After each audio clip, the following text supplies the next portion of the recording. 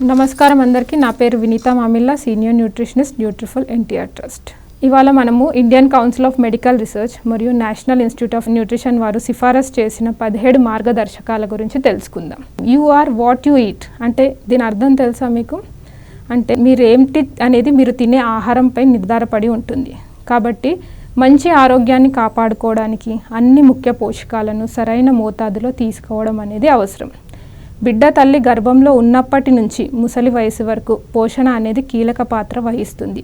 కాబట్టి అన్ని పోషకాలలో కలిగి ఉన్న సమతుల ఆహారం తీసుకోవడం వలన ఆరోగ్యంగా ఉండడమే కాకుండా భవిష్యత్తులో వచ్చే జీవనశైలి వ్యాధుల ప్రమాదాన్ని కూడా తగ్గిస్తుంది. కొత్త అంచనా ప్రకారం దేశంలో 56.4% వ్యాధులు అనేది అనారోగ్యకరమైన ఆహారాల వల్ల వస్తున్నాయి.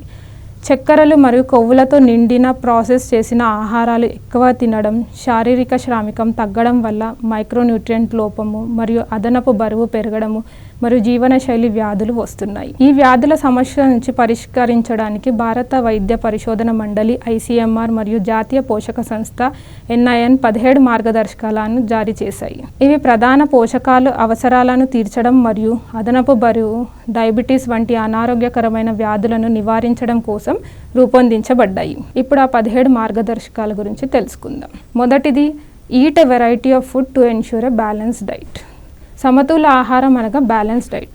సమతుల ఆహారం అనేది మన శరీరానికి అవసరమయ్యే అన్ని పోషకాలు కలిగి ఉండడం. ఇవి మనకు వివిధ ఆహారాల నుంచి తీసుకోవడం వలన లభిస్తుంది. ICMR NIN ప్రకారం మనకు ఒక్కరోజు కోసం ఆహారంలో కనీసం 8 ఆహార విభాగాల నుండి పోషకాలు పొందాలని సిఫారసు చేసింది. అనగా కూరగాయలు, పండ్లు, ఆకుకూరలు, కందమూలాలు ప్రతిరోజు ఆహారంలో సగానికి సమానంగా ఉండాలి.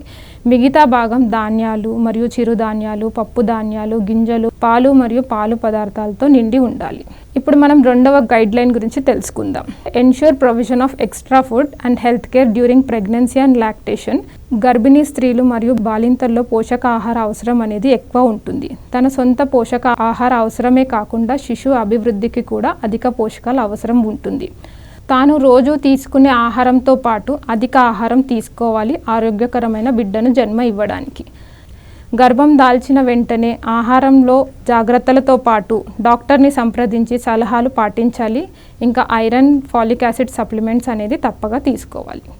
అలాగే బాలింతల్లో కూడా బిడ్డకు పాలు ఇవ్వడానికి తనకు మరియు శిశు అభివృద్ధికి కావాల్సిన పోషకాలు కూడా తీసుకోవాలి. ఇప్పుడు మనం మూడవ మార్గదర్శకం గురించి తెలుసుకుందాం.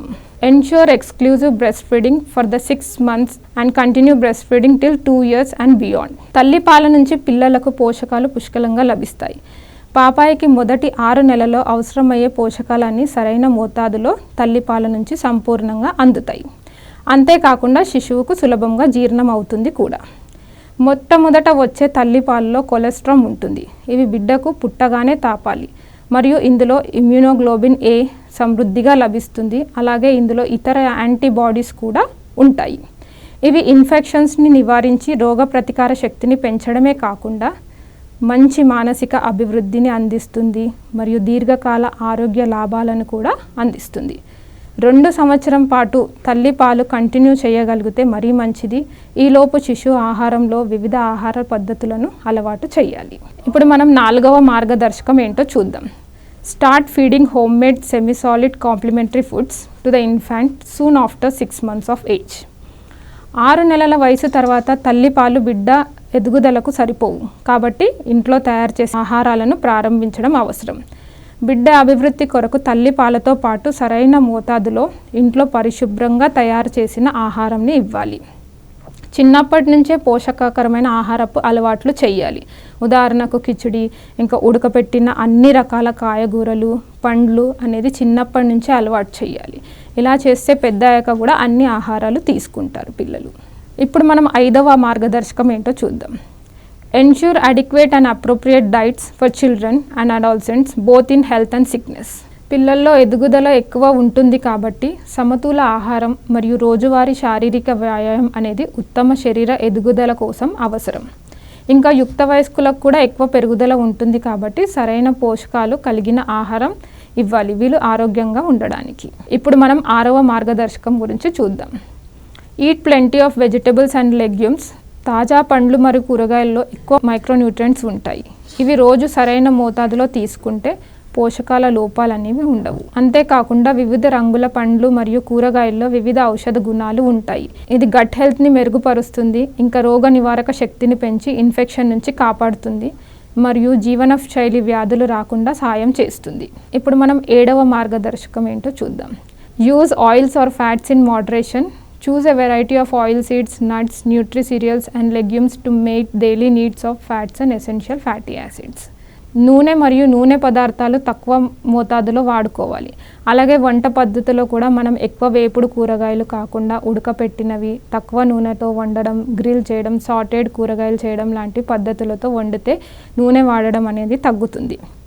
నూనె కూడా ఆరోగ్యకరమైన నూనె వాడితే మంచిది. ఉదాహరణకి కుసుమ నూనె, పల్లి నూనె, ఆవ నూనె ఇవి ఆరోగ్యానికి మంచిది. ఇంకా మనం తినే ఆహారంలో 2 రకాల కొవ్వు ఉంటాయి. అది saturated fats and unsaturated fats.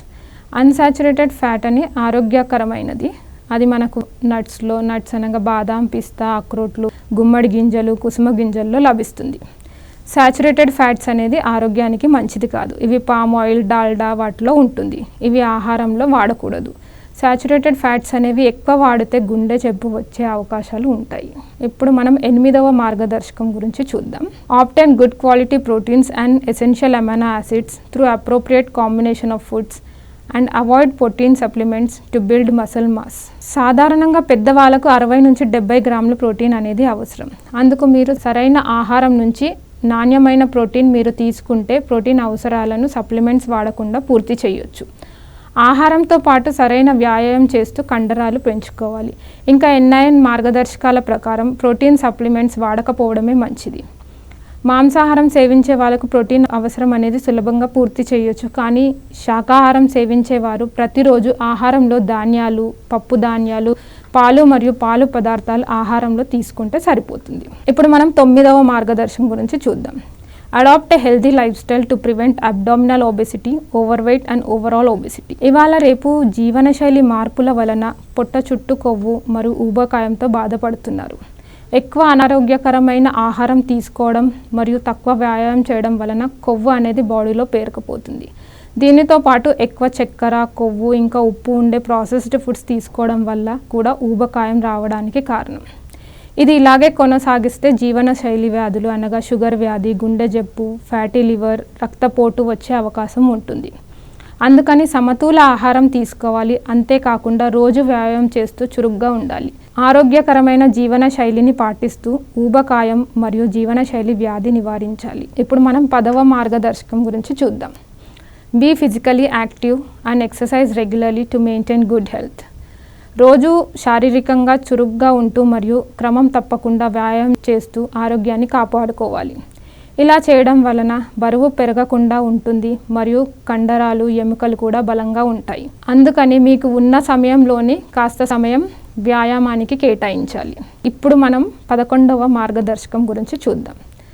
Restrict salt intake. ఉప్పు మనం మోతాదులో తీసుకోవాలి. అంటే రోజుకు 5 గ్రాముల కంటే ఎక్కువ తీసుకోకూడదు. ఉప్పులో ముఖ్యంగా సోడియం ఉంటుంది.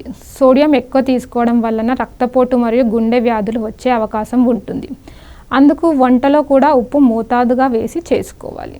ఇప్పుడు మనం 12వ మార్గదర్శకం గురించి చూద్దాం. Consume safe and clean food.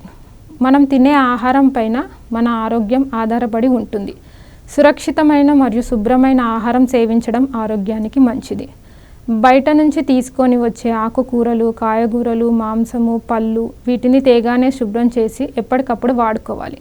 ఎక్కువ రోజులు నిల్వ పెట్టకూడదు, లేకపోతే సూక్ష్మజీవులు ఆహారంలోకి వస్తాయి. వంటగదిని కూడా ఎప్పటికప్పుడు స్వచ్ఛంగా ఉంచుకోవాలి. ఫ్రిడ్జ్లో పెట్టే ఆహారం కూడా తరచూ తీసి పెడుతూ ఉంటే సూక్ష్మజీవులు చేరే అవకాశం ఉంటుంది.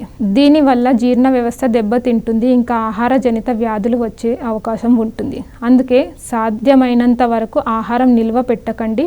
ఏ రోజుకు ఆ రోజుకు తెచ్చి వాడుకోవాలి. ఇవే కాకుండా కొన్ని హానికారకమైన కెమికల్స్తో కూడా ఆహారం కలుషితం అవుతుంది. ఉదాహరణకి ఆహారంలో రాళ్ళు, చెక్కపొట్టు, హానికారకమైన కలర్స్, చాక్ పౌడర్ ఇలాంటివి ఉంటాయి.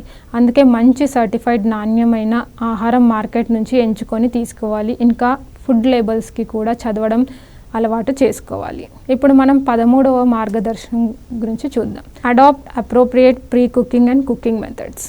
మనం సరైన వంట చేసే పద్ధతులు పాటిస్తే పోషకాలు కోల్పోకుండా ఉంటాయి, ఇంకా ఆరోగ్యం మెరుగ్గా ఉంటుంది. ఉదాహరణకి ఆహార ధాన్యాలు మరియు పప్పులను వండే ముందు పదే పదే కడగకూడదు. కూరగాయలు మరియు పండ్లు కోసాక కడగకూడదు, ముందే కడిగాక తర్వాత కోయాలి. వేపుడు కూరగాయలు బదులు ప్రెషర్ కుకింగ్ లేదా ఆవిరి పైన చేసే వంటకు ప్రాధాన్యత ఇవ్వండి. అన్నం వండే అప్పుడు ఎక్కువ నీళ్లు పోసి వంపే కన్నా సరైన మోతాదులో నీళ్లు పోసి వండడం మంచిది. మొలకలు ఎత్తిన మరియు పుల్లబెట్టిన పదార్థాలు ఆహారంలో తీసుకోండి. నూనెని పదే పదే కాగపెట్టకూడదు.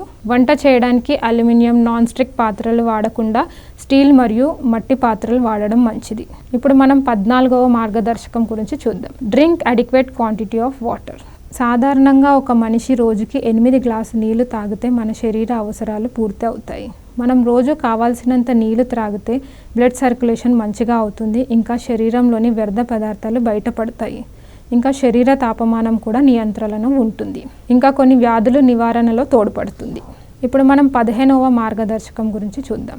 Minimise the consumption of high fat, sugar, salt and ultra processed foods. Processed foods అనేవి ఎక్కువ కొవ్వు, చక్కెర మరియు ఉప్పుతో తయారవుతాయి కాబట్టి పోషకాలు తక్కువ ఉంటాయి, ఇంకా క్యాలరీస్ ఎక్కువ ఉంటాయి. అందుకని ప్రాసెస్డ్ ఫుడ్ అనగా sauce, cheese, mayonnaise, jam, juice, bakery పదార్థాలు, కూల్ డ్రింక్స్ వాడకం అనేది నిషేధించాలి. ఇంకా హోమ్మేడ్ ఫుడ్స్కి ప్రాధాన్యత ఇవ్వాలి. ఇంట్లో ఆహారం తయారు చేసే పద్ధతిలో కూడా ఎక్కువ చక్కెర, ఉప్పు మరియు కొవ్వు ఉండకుండా చూసుకోవాలి. ఇప్పుడు మనం 16వ మార్గదర్శకం గురించి చూద్దాం. Include nutrient rich foods in the diet of the elderly for health and wellness. వయసు పెరిగిన కొద్దీ యాక్టివిటీ తక్కువగా ఉంటుంది, మెటబాలిజం కూడా తగ్గుతుంది, ఇంకా క్యాలరీస్ అవసరాలు కూడా తగ్గుతాయి. కాబట్టి వృద్ధులు ఆరోగ్యంగా ఉండడానికి ఆహారంలో సరైన పోషకాలు కలిగి ఉండాలి. ఇంకా నీళ్లు కూడా సరైన మోతాదులో తీసుకోవాలి. ఎంతో కొంత వీలైనంత వ్యాయామం కూడా చెయ్యాలి ఆరోగ్యంగా ఉండడానికి. 17వ మార్గదర్శకం గురించి చూద్దాం. Read information on food labels to make informed and healthy food choices. ఏదైనా ప్యాకేజ్ ఫుడ్ని కొనుగోలు చేసే ముందు ఫుడ్ లేబుల్ని చదవడం అలవాటు చేసుకోవాలి. ఫుడ్ లేబుల్ పైన వాటి నిల్వ కాలము, పోషకాల సమాచారము, ఏం సామాగ్రిలు ఉన్నాయన్న సమాచారం ఉంటుంది. ఈ సమాచారాన్ని చదవడం వల్ల నాణ్యమైన క్వాలిటీ మరియు ఆరోగ్యకరమైన ఆహారం ఎంచుకోవడానికి సహాయపడుతుంది. ఇప్పటి వరకు మనము ICMR మరియు NIN వాళ్ళు సిఫారసు చేసిన 17 మార్గదర్శకాల గురించి చూసాం. ఇక ముందు రాబోయే వీడియోస్లో మనం ప్రతి ఒక్క మార్గదర్శకం గురించి స్పష్టంగా తెలుసుకుందాము. అంతవరకు ధన్యవాదాలు.